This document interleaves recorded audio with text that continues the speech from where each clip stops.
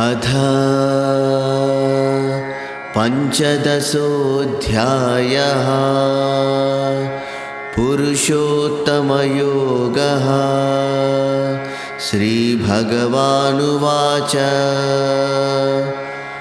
द्वामिमौ पुरुषौ लोके क्षरश्चाक्षर एव च क्षरः सर्वाणि भूतानि कूटस्थोऽक्षर उच्यते।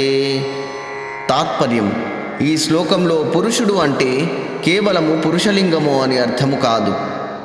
పురుషము శరీరము నందు వసించువాడు అని అర్థము. వేదాంతపరంగా దీనికి రెండు అర్థాలు ఉన్నాయి. మొదటిగా క్షరపురుషుడు. క్షర అంటే క్షీణించేది లేదా నశించేది. ఈ సృష్టిలో మనకు కనిపించే చెట్లు, జంతువులు, మనుష్యులు మరియు పంచభూతాలతో తయారైన ప్రతి వస్తువు క్షరపురుషుడు క్రిందకు వస్తాయి. ఈ శరీరానికి పుట్టుక, పెరుగుదల, మార్పు మరియు మరణం అనే దశలు ఉంటాయి. ఇవి నిరంతరం మారుతూనే ఉంటాయి. రెండవదిగా అక్షర పురుషుడు. అక్షర అంటే నాశనము లేనిది. ప్రతి జీవిలోనూ మార్పు చెందని ఒక చైతన్యం ఉంటుంది. అదే జీవాత్మ. దేహం పుట్టినా గిట్టినా ఈ లోపల ఉన్న ఆత్మ మాత్రం స్థిరంగా ఉంటుంది. ఇక్కడ కూటస్థ అనే పదం వాడారు. కూటం అంటే కంసాలి దగ్గర ఉండే దాగుడు.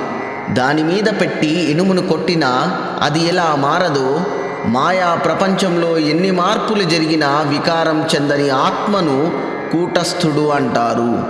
మనం సాధారణంగా మనల్ని మనం ఈ దేహం అని అనుకుంటాము. కానీ శ్రీకృష్ణుడు మనల్ని ఆ దేహం లోపల ఉన్న అక్షర పురుషుడిని గుర్తించమని చెబుతున్నాడు. అయితే పరమాత్మ ఈ రెండింటికంటే భిన్నమైనవాడు. ఆయన గురించి తర్వాతి శ్లోకంలో వివరిస్తాను. ఓం నమో నారాయణాయ.